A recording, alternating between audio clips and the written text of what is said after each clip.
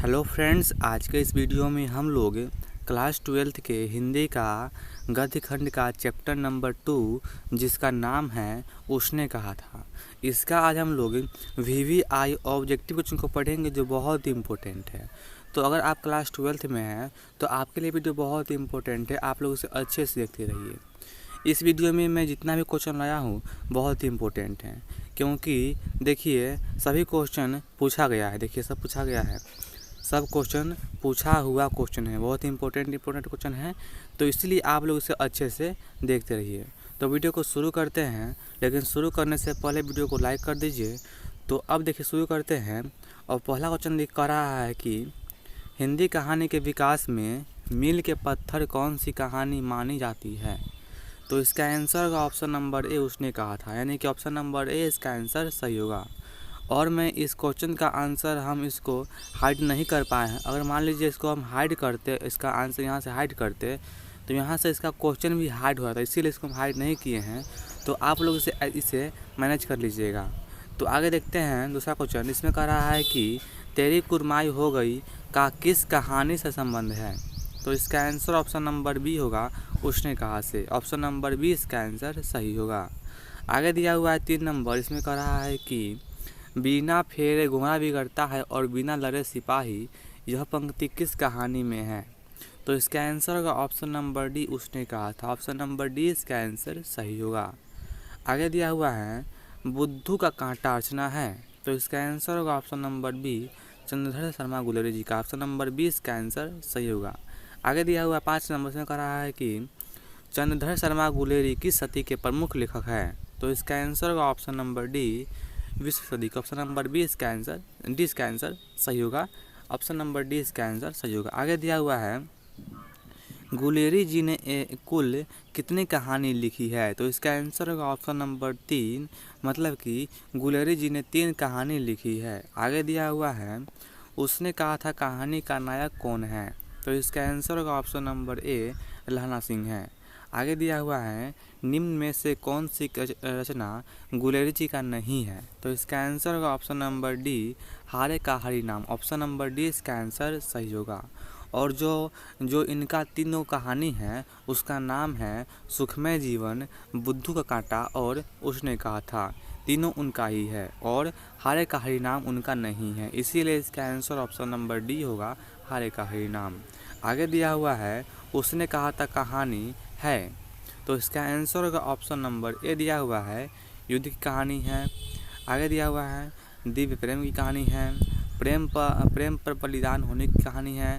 तो इसका आंसर होगा ऑप्शन नंबर डी, इनमें सभी है, मतलब कि उसने कहा था कहानी था, तो इनमें सभी ऑप्शन नंबर डी इसका आंसर सही होगा। आगे दिया हुआ है 10 नंबर से कह रहा है कि उसने कहा था कहानी में किस शहर का चित्रण है। देखिए बहुत ही इंपॉर्टेंट क्वेश्चन है, बहुत बार पूछा गया है। देखिए तो इसका आंसर होगा ऑप्शन नंबर ए, अमृतसर का, यानी कि उसने कहा था कहानी में अमृतसर का चित्रण है। आगे दिया हुआ है लहना सिंह के गांव का नाम क्या है। तो इसका आंसर होगा ऑप्शन नंबर बी, माझे है। ऑप्शन नंबर बी इसका आंसर सही होगा। आगे दिया हुआ है इसमें कह रहा है कि लहना सिंह किस पद पर था। तो इसका आंसर होगा ऑप्शन नंबर बी, सी, जामदार पद पर था। ऑप्शन नंबर सी इसका आंसर सही होगा। आगे दिया हुआ है इसमें कह रहा है कि लहना सिंह की मृत्यु किसकी गोद में हुई थी। तो इसका आंसर होगा option number B, Wazira Singh की। ऑप्शन नंबर बी इसका आंसर सही होगा, लहना सिंह की मृत्यु वजीरा सिंह की गोद में हुआ था। आगे दिया हुआ है पलटन का विदूषक कौन था। तो इसका आंसर होगा option number C, Wazira Singh. आगे हैं सूबेदार हजारा सिंह की लड़की का नाम क्या था। तो इसका आंसर होगा ऑप्शन नंबर ए, बोधा सिंह। सूबेदार हजारा सिंह के पुत्र का नाम था बोधा सिंह। आगे हैं भारतीय सिपाहियों का किसके साथ संघर्ष हुआ था। तो इसका आंसर होगा ऑप्शन नंबर डी, मतलब कि जर्मनी के साथ। ऑप्शन नंबर डी इसका आंसर सही होगा। आगे दिया हुआ है जर्मन लप्टन को किसने मार गया, मतलब कि जो लप्टन था उसको किसने मार गिराया, किसने मारा था। तो इसका आंसर होगा ऑप्शन नंबर सी, लहना सिंह ने मारा था। आगे दिया हुआ है सिख राइफल्स के जामदार का लहना सिंह का नंबर क्या था। तो इसका आंसर होगा ऑप्शन नंबर ए 77। ऑप्शन नंबर ए इसका आंसर सही होगा। आगे हैं, सरकार ने सूबेदार को ज़मीन कहाँ दी थी? तो इसका आंसर होगा ऑप्शन नंबर डी लायलपुर में। ऑप्शन नंबर डी इसका आंसर सही होगा। आगे दिया हुआ है, गुलेरी जी का जन्म कहाँ हुआ था? गुलेरी जी का जन्म स्थान है, तो इसका आंसर होगा ऑप्शन नंबर कहाँ पे? जयपुर राजस्थान में। ऑप्शन नंबर बी इसका आंसर सही होगा, जयपुर राजस्थान में। आगे दिया हुआ है, सुखमय जीवन किनकी रचना है? मतलब कि सुखमय जीवन किसकी रचना है? तो इसका आंसर होगा option number A Chandradhar Sharma Guleri ji का। ऑप्शन नंबर ए इसका आंसर सही होगा। आगे हैं, उसने कहा था कहानी कब प्रकाशित हुई? तो इसका आंसर होगा ऑप्शन नंबर सी 1915 में हुई थी। ऑप्शन नंबर सी इसका आंसर सही होगा। आगे हैं, कछुआ धर्म किसकी कृति है? तो इसका आंसर होगा option number D Chandradhar Sharma Guleri ji का है।